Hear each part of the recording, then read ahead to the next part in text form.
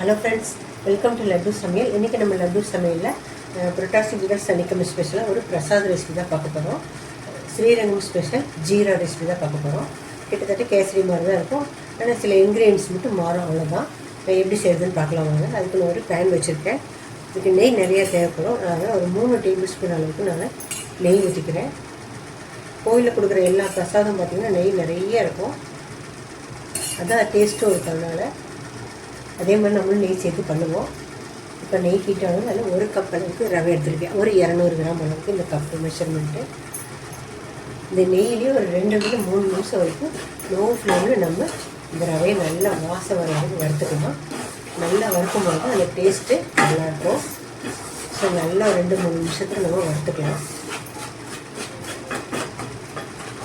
இந்த ரவை வறுக்கிற நேரத்துக்குள்ள இதே கப்பில் தண்ணி நம்ம சூடு பண்ணிக்கலாம். 3 கப் அளவுக்கு தண்ணி பக்கத்தில் கொதிக்க வச்சுக்கலாம்.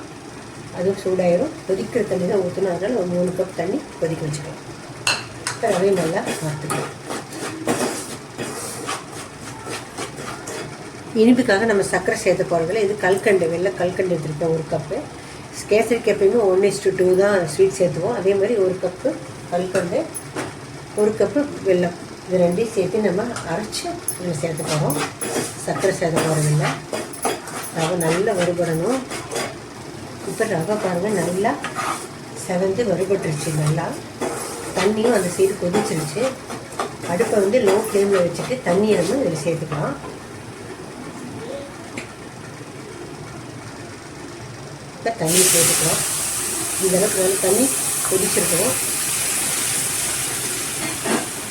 கட்டி இல்லாமல் நல்லா கலந்துக்கலாம்.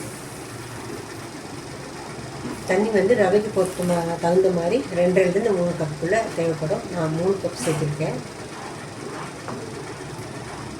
இந்த ரவை வேகிறதுக்குள்ளே நம்ம கல்கண்டையும் வெள்ளத்தையும் மிக்சியில் போட்டு நம்ம பவுடராக்கி எடுத்துகிட்டு வந்துடலாம். கல்கண்டையும் வெள்ளத்தையும் பாருங்கள், இந்த மாதிரி பவுடராக அடிச்சு எடுத்து வந்தாச்சு.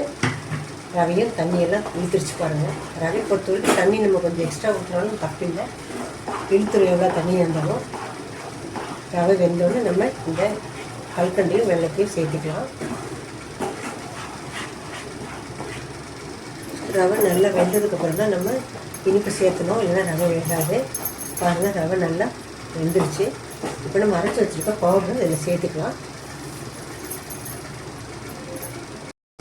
சேர்த்துட்டு கலந்துக்கலாம்.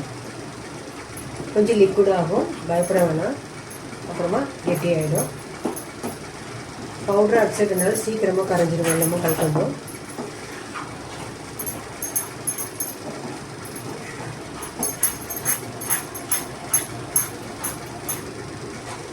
கைவிடாமல் கட்டிப்படாமல் கலந்துக்கிட்டே இருங்க கொஞ்சம் நேரம். பாருங்கள், லிக்விட் ஆகிடுச்சு, ஆனாலும் கெட்டி ஆகிடும், பிரச்சனை இல்லை. கைவிடாமல் கலந்துட்டுருங்க.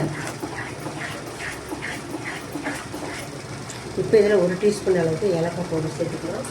இதுக்கு முந்திரி திராட்சையெல்லாம் தேவைப்படாது, பிரசாத ரெசிபிங்கிறதுனால முந்திரி திராட்சையெல்லாம் போட வேண்டாம்.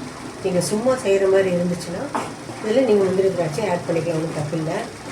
நான் சேர்த்துல இன்றைக்கி ஏன்னா பிரசாதம்னு போடுறேன், அதனால் வேண்டாம். யூஸ்வலாக எப்படி இருக்குமோ அதே மாதிரி தான் நான் போடலை. நீங்கள் வேணால் போட்டுக்கோங்க. கெட்டி ஆகட்டும். இப்போ இதில் இன்னும் கூட 1 டேபிள் ஸ்பூன் அளவுக்கு நெய் சேர்த்துக்கலாம். நெய் நம்ம ஆப்ஷனல் தான், எவ்வளோ வேணால் சேர்த்துக்கலாம்.